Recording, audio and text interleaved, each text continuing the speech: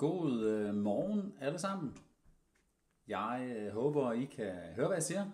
Måske er der bare lige en, der kan give en tommelfinger op. Fedt. Tak for det, Tiny Seaside. Hvad det hedder. Klokken er blevet 9, og jeg vil så småt starte op på det her webinar, som jeg har inviteret til omkring digital gæsteservice. Mit navn er Jesper. Det er mig, der er indehaver af GoVisit, og har haft virksomheden i lidt over 5 år nu. Og i dag kunne jeg tænke mig at zoome en lille smule ind på det system, som GoVisit er blevet til over de seneste år, og hvordan GoVisit hjælper aktører, overnatningssteder osv. med digital gæsteservice. Jeg tænker, at vi gør det sådan, at hvis I har nogle spørgsmål undervejs, må I meget gerne række en hånd op, eller lige afbryde mig, hvis ikke jeg lige ser I et rækker en hånd op, og så kan vi godt tage spørgsmål løbende. Jeg tænker også, at vi optager det her webinar, så at man lige kan gense det bagefter, og så videre. Og ellers så tænker jeg bare, at vi starter her med en lille præsentation, jeg lige har forberedt for jer.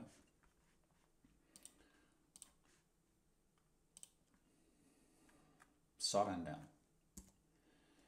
Se, i dag, og det mål jeg egentlig bare lige har med det her webinar, det var, at jeg synes, det kunne være en god lille måde at prøve at inspirere jer, der har lyst til at lytte omkring løsninger inden for digital gæsteservice, og gøre jer klogere på den værdi, jeg har oplevet, at vores løsninger har givet for andre af vores kunder rundt omkring i Danmark.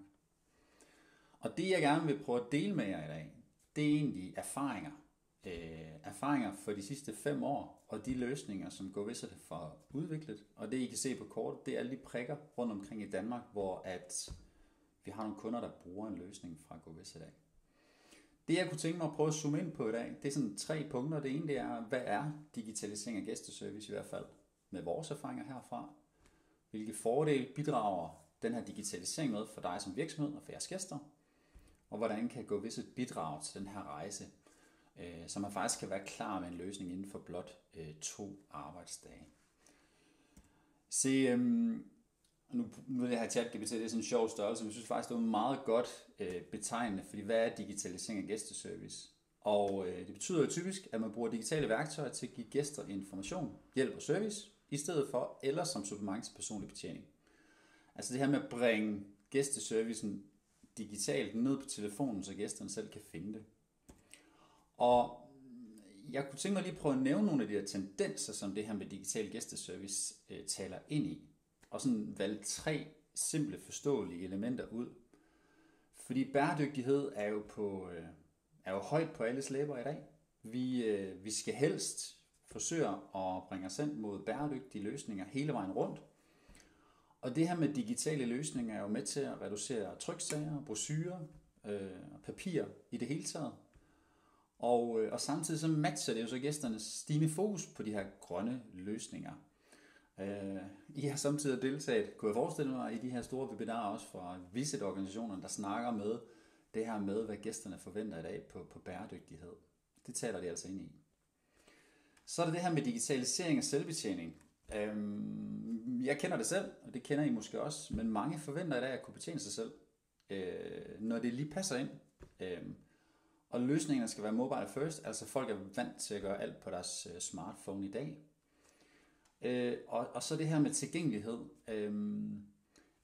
Det som digitalisering kan gøre, det er at gæsterne kan gøre de her ting 24/7, altså forventer service hele døgnet rundt, uanset bemanding, at de kan interagere og få nogle svar på nogle spørgsmål, eller booke noget, eller gøre ved på den her måde, ikke også? Og noget af det, som det så taler ind i, det er jo, at apps og digitale guider, de imødekommer det her behov for at få svar nu og her. Jeg har taget lidt eksempler på, hvad jeg har stødt på igennem de sidste 5 år, hvad det hedder. Og det her, det er jo bare nogle af de eksempler, særligt da jeg startede ude ved campingpladserne, hvor vi så nogle opslagstavler og nogle A-bukke med printede versioner, en masse brochurer og så den klassiske hotelmappe. Og nogle af de udfordringer, jeg kan huske, vi har snakket om generelt på de her punkter, det er, at det er jo noget, der skal opdateres manuelt. Det er jo, nu skal du se, jeg lukker lige en mere ind her, 2 sekunder. det er jo noget, der skal opdateres manuelt, og det vil sige, det tager noget tid, og hvis ikke man så lige har tiden til det, og får prioriteret det, så er det ikke opdateret. Og så har jeg skrevet en dårlig kvalitet, og det er jo sådan lige selvfølgelig alt efter, hvor det sidder hen, men når noget sidder udenfor i regn og vind og så videre, så bliver det hurtigt dårligt. Jeg synes også, der er for meget materiale, der bliver smidt ud, og hvis vi skal være bæredygtige, så er det jo ikke den vej, vi skal gå. Og så kan man sige langsom arbejdsgang. Jamen, det tager tid at printe noget. Det tager tid at sætte noget op og skifte ud de steder, hvor det måtte være. Og det er jo uanset om det er en udendørs et eller andet, eller en hotelmarve osv. Det jeg sådan har hørt rigtig mange sige, når de er kommet i gang med at digitalisere ting, det er sådan, det første, de er meget imod, det er jo, jamen vi skal jo ikke slippe den personlige betjening. Det er jo sindssygt vigtigt, og jeg er meget, meget enig. Det der har været sådan den røde tråd i det her, I skal prøve at tage med, det er at sige, brug den personlige betjening, når det giver værdi for gæsten.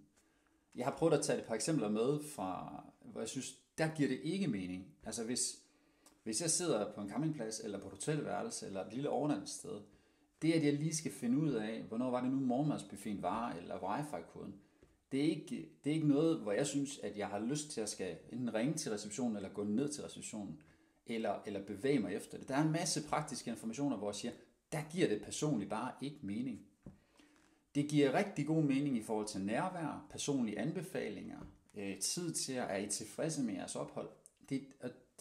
Det kan I altså bruge mere tid på, og gæsten vil også kunne mærke på jer, at der er nogle ting her, som I kan tale ind i, der virkelig, virkelig gør en forskel for dem. Jeg har taget 4 punkter med, sådan, hvad kan det her frigive tid til? Hvad kan I indløse den her tid, I får til overs, hvis I digitaliserer tingene? Det er nogle eksempler fra nogle af de cases, vi har derude. Det kunne være, at I drømmer om at højne oplevelsen og komme endnu tættere på jeres gæster. Altså have tiden til at spørge ind til gæsterne og deres personlige referencer. Hvis man gør det, så er der større sandsynlighed for, at man får genbesøg, hvis man driver et overnatningssted. Altså det der med at komme tættere på at kende sine gæster. Jeg har taget færre åbningstid med receptionen. Det er sådan meget en trend ude for campingpladserne i dag. Campingpladserne vil rigtig gerne mindske tiden i receptionen, altså det her tidsrum, hvor de skal stå til rådighed for deres gæster. Og ved at implementere digitale løsninger, så gæsterne i højere grad kan hjælpe sig selv, når de har brug for det, gør altså, at vi kan mindske tiden i receptionen. Det kan også være, at I har et ønske om at sælge noget mere til jeres gæster. Og hvad kan man sige, når først man har gæsterne inde på en digital platform, er det meget nemt at linke ind til sin kalender, eller linke ind til et godt tilbud, eller noget, de kan opgradere, eller mere salg, eller udlejning, eller booke et bord nede i restauranten. Altså man kan bare tage det der helt konkrete eksempel, hvor tit har man ikke lige siddet hjemme i sin sofa, og det er jo ligegyldigt, men en torsdag aften 9:15 er blevet mødt med et eller andet, hvor man tænker, det kunne jeg godt lige tænke mig at booke. Det at kunne gøre det, det at foretage handlingen digitalt, det er det, der gør, at gæsterne køber noget mere af jer. Og så har jeg skrevet hjælp kollegaer i branchen. Når man digitaliserer sin gæsteservice, er det meget nemmere at integrere sine samarbejdspartnere ind i den her digitale gæsteportal, kald det hvad I ved. Altså det her med at få dem repræsenteret som gode muligheder for jeres gæster at tage ud og besøge nogle af jeres kollegaer. Og man kan jo bare sige, hvis man er et sted, man overnatter, og man er ude og få nogle gode oplevelser, så kan det være, at man tænker, at der var flere ting, jeg skulle have oplevet her. Jeg er nødt til at komme tilbage. Og så har jeg skrevet her, at digitale gæsteportaler kan også udfylde et hul, og det er mere for at inspirere til, hvad kunne man bruge de her løsninger til, faktisk også at bygge på med flere oplevelser til sine gæster. Og man kan bruge det til at lave en digital guided tur. Det kommer der nogle eksempler på lige om lidt. Altså det her med at sige, at jeg har faktisk noget på hjertet, der kunne være spændende at præsentere for mine gæster, men jeg kan ikke tage dem i hånden hele dagen lang på forskellige tidspunkter og give dem den her rundtur. Men jeg kan optage nogle videoer af den fortælling, jeg gerne vil give dem, pakke det på en digital platform, give dem et kort i hånden, og så kan de først gå på opdagelse og få noget viden og en god oplevelse den vej rundt. Og det kunne også være en digital skattejagt på samme måde. Og opgaver kan jo indeholde video og links og alt muligt andet, lige så snart vi går digitalt. Og det er jo ikke fordi, at jeg synes, at godt gammeldags papir også kan noget. Det kan det virkelig. Men digitale oplevelser kan bare mere. Der er flere muligheder. Jeg har sådan prøvet at opsummere 3 sådan overordnede fordele for jeres gæster, for der findes rigtig mange fordele. Men når vi taler ind i de tendenser, der er her, så er det jo, at de kan finde svar på de vigtige spørgsmål, og det kan de gøre døgnet rundt. Og det forbedrer den generelle gæsteoplevelse, at de lige lynhurtigt kan finde svar på de her ting. De kan lade sig inspirere af jeres mange tilbud og informationer, booke, købe, tilvælge oplevelser, eller booke et bord. Og det er jo lidt sjovt det her med, at vi som gæster, når vi er et nyt sted, jamen hvis jeg bliver tilbudt et eller andet, jeg så køber ind på, og på den måde bruger penge hos jer, så er det typisk også med til at forbedre oplevelsen. Og så kan de blive præsenteret for indhold, de ikke regnede med, og der kan få mere end de forventede. Og det kan jo være her, hvor vi ligesom siger, hey, vidste du godt, der lå et lille vineri nede omkring i hjørnet, hvis du bor her hos os, tag lige ned og besøg dem, Peter og Jette, de er bare super søde, der er en god oplevelse. Altså kunne præsentere dem for mere end de regnede med, det kan bare give en virkelig forbedret gæsteoplevelse. Og hvis jeg skal prøve at fremhæve 3 fordele for jer som virksomhed, så er det jo, at den digitale løsning, den er bæredygtig, og det understøtter den bæredygtige profil, men I kommer også til at printe mindre, hvis I gør det allerede i dag. Det er super nemt at opdatere noget, der er digitalt. Har man et punkt i sin gæsteportal, der skal opdateres, det tager et øjeblik, og så er det opdateret til den næste gæst, der kigger, så man skal ikke til at ændre i et Word-dokument, eller hvad ved jeg, printe ud med det osv. Og så er det altså lettere at skabe mere salg og gode oplevelser. Og mere salg, det er noget med bundlinjer at gøre, det er noget med at tjene penge, og det er jo rigtig, rigtig godt. Jeg vil vise jer, fordi jeg tror, en ting jeg snakker om i forløstel, hvad kan vi og hvad kan vi ikke, men jeg kommer til at vise jer nu her en masse eksempler på måden, vi arbejder med det her med digital gæsteservice på. Og hos GoVisit, og over de her år, vi har været i gang og videreudviklet på løsningen, der er vi sådan grundlæggende, der vil jeg zoome ind på 2 løsninger. Og det ene, det er sådan en webapp løsning, vi har, og den anden, det er vores GoVisit app. Og så har GoVisit systemet af nogle mulige tilvalg, som man kobler på løsningen alt efter, hvad behov man har. Og det vil sige, hvis I kunne tænke jer igennem GoVisit og få digitaliseret en gæsteservice løsning på telefonen, så skal man vælge en af de her 2 platforme. Og så kan det godt være, at det giver mening at have en kalender i gæstebogen og på jeres hjemmeside, som viser jeres aktiviteter. Det kan være, at det giver mening at have en infoskærm. Det kan være, at det giver mening at integrere områdets oplevelser fra Guide Danmark-databasen, som er turistselskabets database. Det kan være, at det giver mening at koble vores billetsystem på, så I kan sælge nogle oplevelser. Og det kan være, at det giver mening at koble en touch infoskærm på, hvor gæsterne kan stå og kigge på, hvad der sker i området.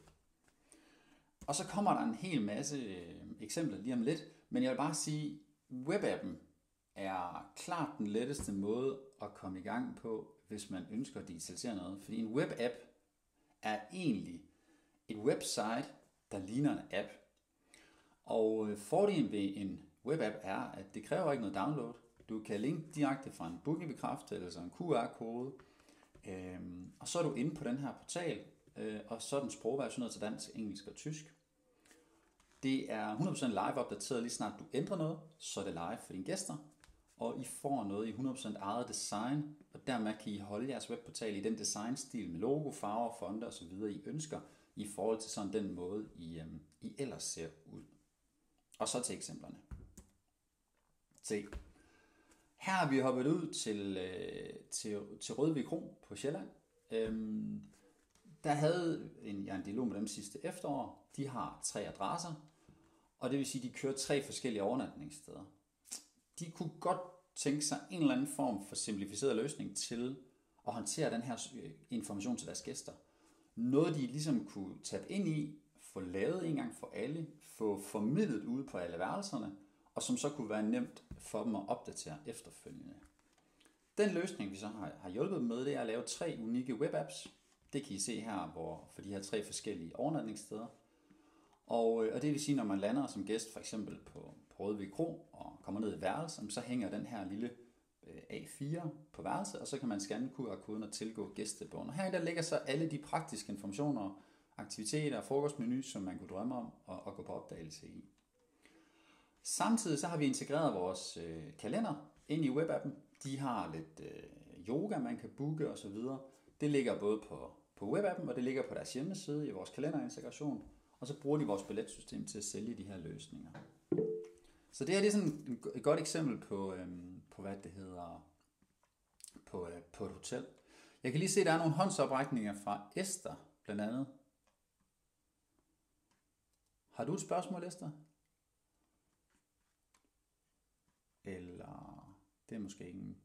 Hvad med Bettina? Du har også hånden op.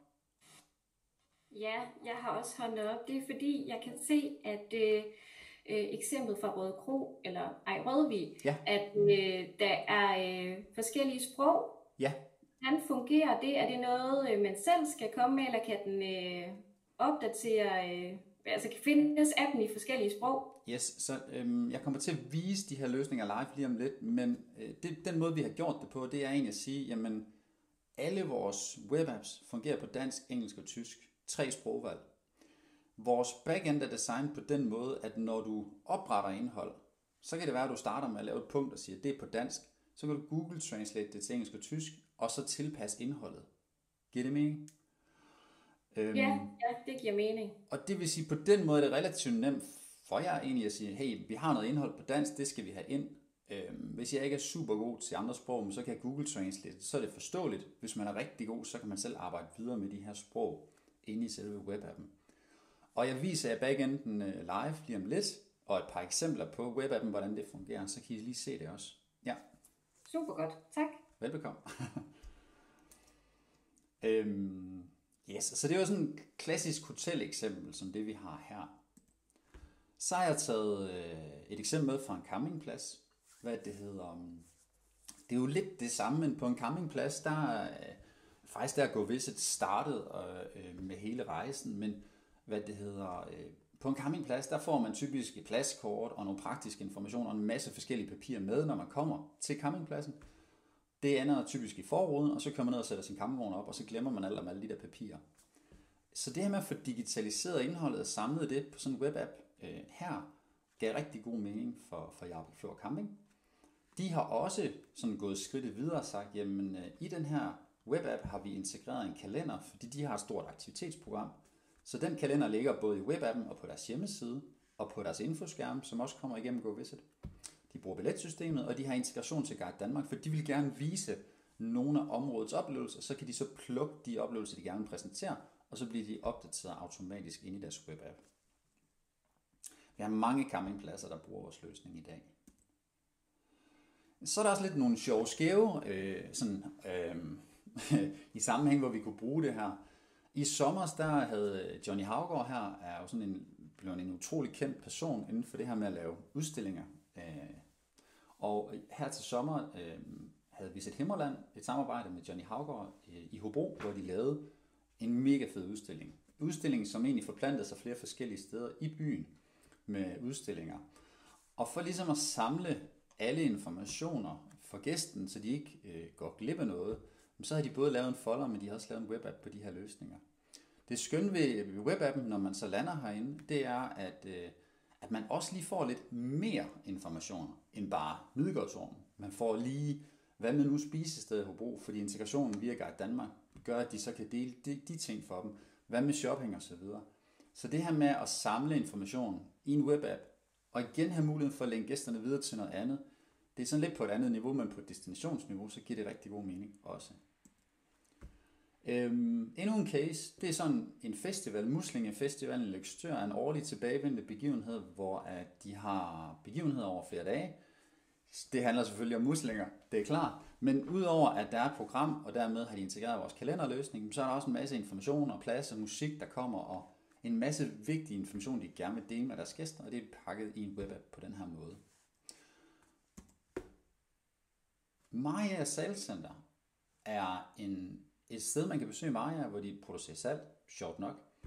De har om sommeren nogle guidede fortællinger, man kan have på. Det er udvalgte dage og tidspunkter, typisk om formiddagen, hvor der er nogle søde ældre mennesker, der fortæller om den her produktion af salt. Og vi ved jo alle sammen, at den her personlige fortælling giver bare mere, hvis man ligesom har fået det fortalt. Men de kan desværre ikke stå til rådighed hver eneste dag kl. 10, 12, 14 osv. Så det vi har gjort sammen med dem, det er så, at vi har lavet en digital rundtur, man så kan scanne, og så kan man via vores webapp gå på opdagelse og få den her fortælling. Og så er de simpelthen filmet de her fortællinger på forskellige sprog og lagt ind i webappen, så gæsterne kan få den her løsning på lige præcis det tidspunkt, de ønsker sig. Og lidt det samme har de gjort op ved Glenholm Vingård, så hvor konceptet er egentlig lidt det samme. På udvalgte tidspunkter kan man få en rundtur på vingården, men de kan ikke gøre det altid. De har travlt med at drive vingården. Så ved at facilitere fortællingen omkring vingården, så gæsten stadig kan få den. Jeg ved ikke, om I nogensinde har været til en vinsmagning, men jeg har det altid sådan, hvis jeg har været til det og fået fortællingen, når jeg så smager vinen bagefter, så smager den bare bedre, og jeg køber noget med hjem. Så det her med at få fortalt historien, er jo ikke bare en investering i at give gæsterne en god oplevelse. Det er også noget, man kan mærke bagefter i butikken, fordi der bliver købt mere. Så simpelt. Et af de sidste eksempler, jeg lige tager med her, det er fra verdenskortet i Klejtrup. Igennem flere år havde verdenskortet et lille trykpas, altså en lille bog, man kunne få udleveret. Men de har også lavet en verdensmålsudstilling på verdenskortet. Og der taler det jo meget godt ind i det her med at digitalisere tingene, så vi skal spare på tryksagerne og de her ting. Og derfor så har de lavet nu en digital version af det her lille pas, så man kan finde alle tingene herinde. Og så ligesom en historiefortælling på det. Verdenskortet bruger også kalenderløsninger og billetsalg herfra. Og endnu sådan en sjov skæv størrelse på det her, men simpelthen en Livø som destination eller som ø har rigtig mange voksne gæster.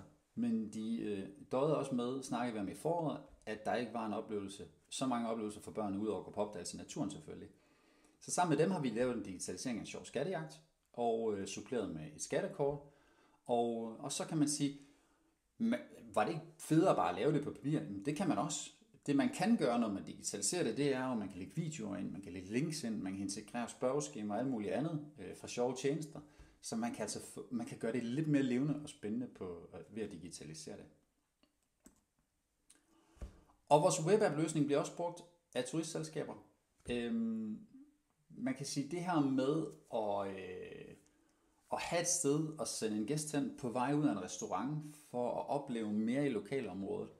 Der er en webapp, som man bare scanner og lander i direkte. Enormt stærkt produkt, fordi vi netop har så let ved at kunne tilgå det, kontra en app, som man skal downloade. Så de har plastret hele Lolland Falster til. De har også sat en masse infoskærme op og en samlet løsning herfra fået det til at lykkes. Og det sidste eksempel også, okay, det var et dårligt billede, men det er fra Destination Himmerland, som har, hele løsningen fra GoVisit. Så de har både vores app som turistapp, de har webapps til lokal gæsteservice, de har infoskærme, man kan se herovre, osv. Yes. Så nu har jeg snakket rigtig meget om vores webapp-løsning, og nu vil jeg snakke ganske kort om vores app-løsning. Og app-løsningen er sådan i særdelesheden blevet et produkt, der bliver brugt sindssygt meget ved de danske campingpladser, da det var der, jeg startede. Fordi da jeg startede med gæsteservice ved campingpladser, der var også ønsker om at kunne kommunikere med sine gæster. Og hvis man gerne vil kommunikere med sine gæster, så har vi brug for at gøre det via en app, fordi der kan man sende pushbeskeder ud. Så hvor fordelen ved webapp-løsningen er, at den er utrolig let tilgængelig og nem at integrere med, så skal man være lidt mere ambitiøs, hvis man skal bruge GoVisit-appen til det samme. For det kræver lidt mere at få folk til at downloade en app og tjekke ind på ens profil. Men GoVisit-appen er jo den her turistapp, vi samarbejder med turistinformationer rundt omkring i Danmark, med oplevelser, begivenheder osv. Destination Sønderjylland, Himmerland, Rebelporten, Nordjylland, Lolland Falster osv. henviser til vores app i stedet for at bygge deres eget. Så vi har en hel masse, der peger på den her app. Og inde i den her app kan man få sin egen app, hvis man kan sige det sådan. Og det er lidt det, der vises her over i venstre side. Altså på en campingplads, så tjekker man ind, så har man generelt program, aktiviteter, pushbeskeder osv. inde i vores app. Så fordelen ved at gå den her vej, det er 100%, at vi kan pushe beskeder ud til vores gæster, og vi kan give dem praktisk information i løbet af deres ophold osv. Særligt på campingpladser er det blevet en genkendelig løsning. Den bruges af mere end 45 campingpladser i Danmark, og så der er den virkelig, virkelig stærkt. Og vi har jo så området integreret med oplevelser og events fra Danmark og vores brugere osv. Og her er lige nogle screenshots af, hvordan det ser ud rent praktisk. Altså det her med, at man tjekker ind som gæst og så tilgår man praktiske informationer og program og så videre. Herinde kan man gøre noget mere, og det er særdeleshed campingpladser, som har rigtig mange aktiviteter på deres campingpladser, hvor det her giver mening, fordi gæsterne kan favorisere begivenhederne osv. Og den vej rundt. Og det her det er et eksempel på en af de her push-beskeder, man sender ud. Husk nu, vi har følgende muligheder. Så GoVisit-appen kan bringes i spil i mange sammenhænge. Vi har også brugt den til festivaler og andre. Og det kræver lige det mere at få gæsterne til at bruge det. Fordi igen, det er en app. Nogen har den ikke. Den skal downloades. Så selvom den er downloadet mere end 200.000 gange nu, så er der stadig folk, der ikke kender den. Men sådan ser det typisk ud ved en campingplads, når de bliver mødt med dem, der bruger appen. Det er jo, at der hænger nogle plakater, man får udleveret noget information osv. Og ja, i den her Danmarks bedste campingplads, der har vi samarbejdet med Grønning Hovedstrand, der har vundet 2 år, 23-24, og hvad det hedder, Grenaa Strand Camping vandt i år, og de bruger vores løsning til de her ting. Yes. Nu kunne jeg tænke mig at give jer lidt live demo af nogle af de her løsninger, som jeg lige har snakket en masse omkring. Og derfor så deler jeg lige skærmen på en ny måde her. Sådan her. Se, langt de fleste af jer har jo formentlig tilmeldt jer det her webinar, fordi I allerede kender GoVisit-løsningen. Og forhåbentlig har stiftet bekendtskab med det at oprette en begivenhed i vores løsning. Se, hvis nu man bevæger sig i den retning, at man ønsker at bruge vores webapp-løsning til gæsteservice, så har vi en ekstra fan herover, der bliver åbnet op. Og nu står jeg på Maja Salgscenter, og hvis man klikker ned på webapp og klikker på opsætning, så kan man se de punkter, de har bygget ind i deres webapp. Og jeg kan også åbne den live her, så I kan se den. På telefonen, så giver det jo endnu bedre mening, fordi den ligesom passer til telefonen. Men her kan I se den i sådan en bredde, så det minder om en telefon. Men her har vi for eksempel det her med station 1 saltvand, og klikker ind, og så har du fortælling på en video her. Og hvis du tager en sprogversionering af det, så ser du de forskellige andre sprog på den her måde. Og det kan vi også prøve at tage et eksempel på med, nu er det jo lige Rødvig Kro, der blev spurgt til før. Lad os prøve at sætte ned i opsætning og sige Rødvig Kro og Bagehotel. Og her kan I se, der har de så de 3 forskellige webapps under et login, så de bare skifter mellem dem. Så hvis jeg siger se live link til den her version, så kan I se webappen her. Og her står det så på dansk, og her kommer det på engelsk, og her kommer det på tysk.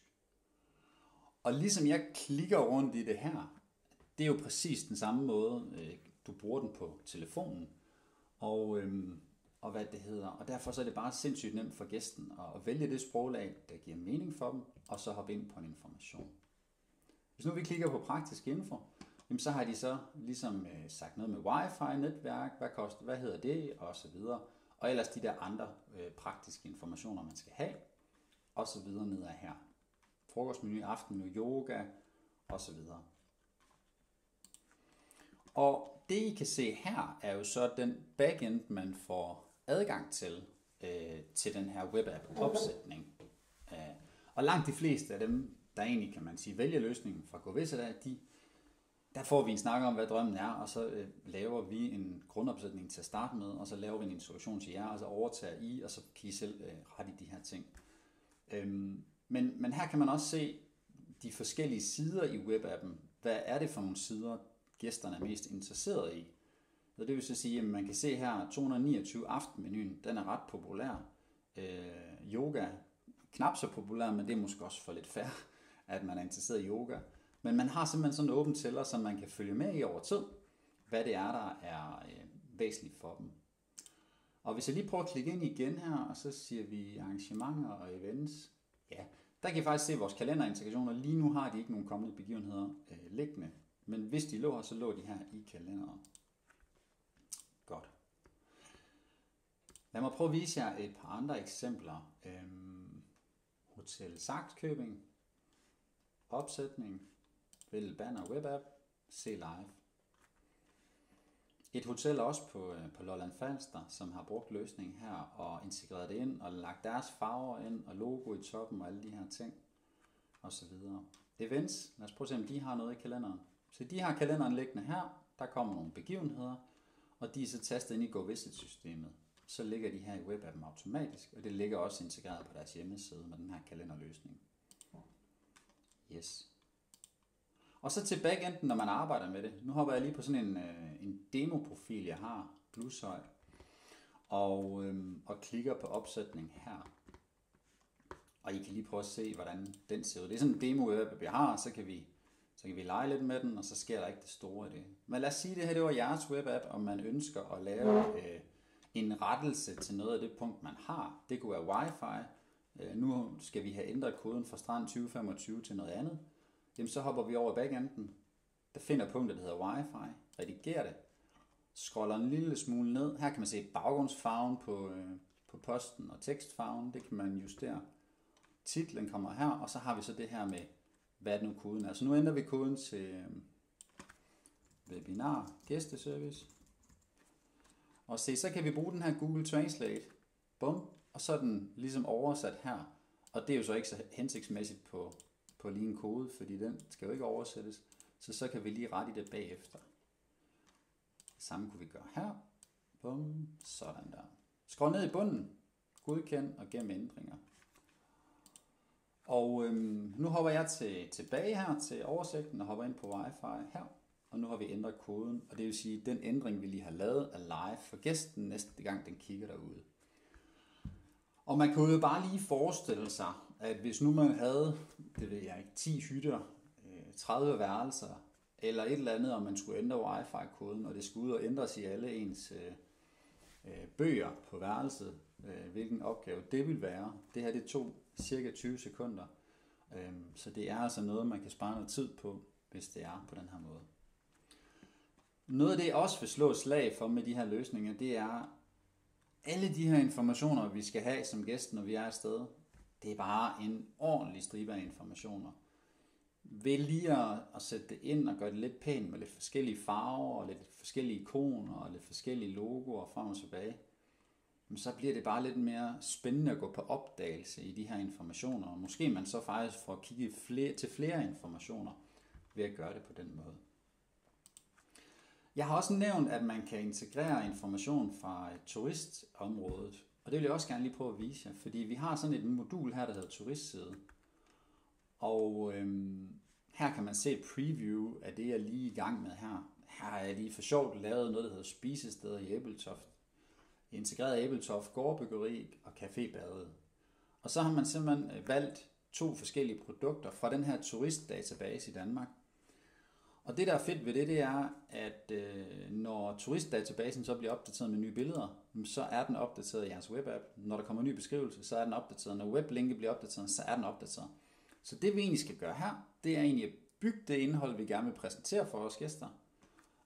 Og så skal vi ikke gøre så meget mere ved det, fordi så bliver Ebeltoft gårdbyggeri jo på et eller andet tidspunkt opdateret ind i Guide Danmark-databasen af Visit Aarhus eller andre, og så bliver det automatisk opdateret hos jer.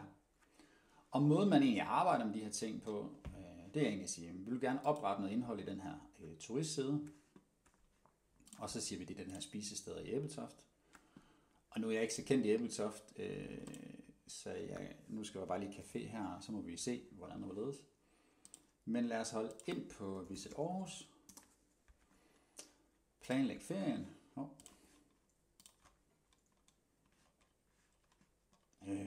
Vi vil gerne, vi skal nok ud til Djursland. Nu er jeg altså ikke super forberedt på, at det lige var herude, vi skulle lande, så nu er jeg lidt spændt på, om vi kan finde nogle spisesteder. Gammel Estrup, det er i hvert fald et Guide Danmark produkt. Ja, vi kan jo bare tage det her som et eksempel, fordi det er her, hvor man lander. Her, nu finder vi faktisk lige. Nu skal vi lige finde noget her. I stedet for et spisested, så tager vi lige et museum. Vi siger, det er Aarhus, vi gerne vil præsentere vores gæster for. Så når man er inde på Visit Aarhus hjemmeside, jamen så har et hvilken som helst produkt inde i turistdatabasen, det har et nummer. Det kan man kopiere her. Herinde kan vi så sige, nu vil vi gerne præsentere Aarhus fra Guide Danmark. Vi vil gerne have titel, billeder, beskrivelse, adresse og weblink med, telefonnummer, folde ud funktion. Og så sætter vi den ind, og så siger vi gem. Og så kan I se hernede i bunden, så er Aarhus nu trukket ind fra Guide Danmark-databasen direkte ind på den her turistside. Og hvis jeg så gerne vil præsentere den her turistside ind i min webapp, så laver man bare et punkt, opret nyt, siger det er noget med oplevelse at gøre, og så henviser man til den turistside, og så er den lagt ind i sin webapp helt automatisk. Og vi sådan forsøgt at lave et super brugervenligt system til backenden, hvor man kan flytte op og ned i rækkefølgen på de her informationer, osv. osv. Google Translate og en masse funktioner. Hvis I nu synes, det er spændende det her, så får vi selvfølgelig en snak om det, og så kan jeg vise jer det mere sådan enkeltstående, dybdegående. Og hvis man sådan synes, at vores app-løsning er spændende i en sammenhæng, så fungerer det på en lidt en anden måde, men det fungerer på den måde, at man under GoWizard App får nogle flere forskellige funktioner herinde. Man får en fan, der hedder push-beskeder, og man får en aktivitetsoversigt, osv. osv. osv. Så lidt det samme måde, samme brugervenlighed, oprette en aktivitet, Google Translate integreret, osv. osv. osv. Godt. Vi kunne jo godt bruge lidt mere tid på at vise nogle, men jeg håber, I sådan har fået sådan et godt indblik i det. Og så vil jeg lige hoppe tilbage til selve præsentationen her. Hvis jeg kan det.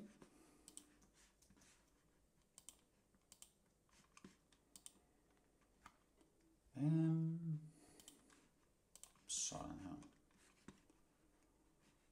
Lad os lige se, om det virker. Yes. Så det er jo sådan en hurtig live demo af selve backenden, hvordan man arbejder med det. Og så kom jeg jo med sådan et postulat til at starte med det der med, kan man være klar på 2 dage, og det er egentlig mere for at understrege, at systemet er bygget. Der skal egentlig bare, vi skal have en aftale om en licens, hvis I ønsker noget, og vi skal have proppet noget indhold derind. Så der er sådan 2 måder, man kan gøre det på. Der er sådan en gør det selv, altså vi drøfter jeres behov, vi vælger den løsning, og de moduler, I har brug for, kalender, billetsystem osv., så giver vi adgang til systemet og giver en grundig online introduktion, altså lidt mere dybdegående end det, I lige har set, men samme brugervenlighed. Så sætter I indholdet op, og vi hjælper med en QR-kode osv., og bum, så er I klar med en løsning. Og vitterligt, hvis man sætter en god kop kaffe over og 2 timer af, så kan man bygge en webapp, så er den færdig. Vi kan også lave en full service løsning, hvor vi ligesom siger, at vi drøfter jeres behov og afstemmer forventningerne til, hvad I gerne vil have for en platform, hvad indholdet skal være. Det kan også godt være, at I gerne vil have lavet noget marketingsmateriale, lidt ligesom det, I ser herovre. Det kan vi hjælpe med. Og så 48 timer senere, så har vi en løsning klar til jer på den måde i stedet for. Yes. Nu har jeg siddet og snakket, og jeg vil bare sige tusind tak for jeres tid, og bare lige stoppe skærmdelingen her. Og så håber jeg, at det her det har været inspirerende til nogle af de måder, vi arbejder med gæsteservice på. Og I også måske har fået et indtryk af, at hold da fast, men jeg havde en eller anden idé om, at jeg gerne vil digitalisere noget gæsteservice. Det kunne også være en sejlklub, der gerne vil have et eller andet klar til deres gæster, når de kommer. Det kan være mange, mange forskellige løsninger. Hvis der er nogle spørgsmål nu, så må I endelig byde ind. Så bare tænd mikrofonen og sig noget. Hej, kan du høre? Ja, det kan jeg. Den der web, Ja. er det sådan lidt tanken, at den skal erstatte, eller kan man sige, komplementere den generelle hjemmeside, man egentlig har? Nej, det skal i hvert fald ikke erstatte din hjemmeside, fordi din hjemmeside er bygget op på en sådan måde, at der er en masse SEO forbundet med en hjemmeside, der gør, at du bliver fundet, når folk søger på noget af det, du tilbyder. Og en hjemmeside er struktureret til at løse den opgave til perfektion. Men det vil bare, kan man sige, generere lidt mere over i retning af, at det er et visitkort mere, end det er en hjemmeside, sådan tænker jeg. Ja, det er mere for, hvis vi skal pakke noget digitalt indhold til en gæst, og det skal være spændende at kigge på, og vi skal få dem til at bruge på det, så er vi nødt til at gøre det lækkert, og vi er også nødt til at gøre løsningen nemt for jer at bruge, med Google Translate, forskellige sprogvalg, forskellige sjove integrationer og den slags. Så det er derfor, vi er landet der, og derfor er der så mange, der bruger det. Det er nok, fordi du kunne jo også sætte det op på din egen hjemmeside og bygge noget, der matchede det. Men så skal du til at have sprogvalg på bagefter, og alle de der ting. Så vi tilbyder måske egentlig bare her en lidt nemmere vej til noget af det samme, ikke? Ja. Ja, det lyder som om det er lidt nemmere at komme ud til kunden, end det er fra hjemmesiden her.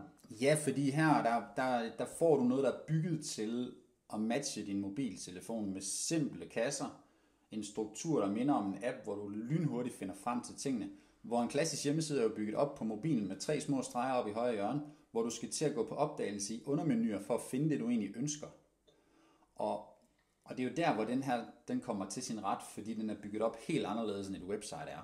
Så det er ikke en erstatning, se det som et supplement til, eller som et alternativ til papir hos dig, hvis du driver overnatning, eller gerne vil ligesom inspirere gæsterne noget mere.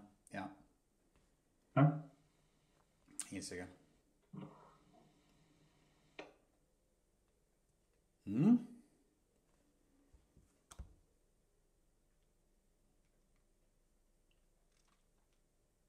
Andre, der har noget på hjerte. En bruger vil gerne deltage. Det var sent. Jeg håber, når det var Lykke, der lige var faldet af måske. Ja.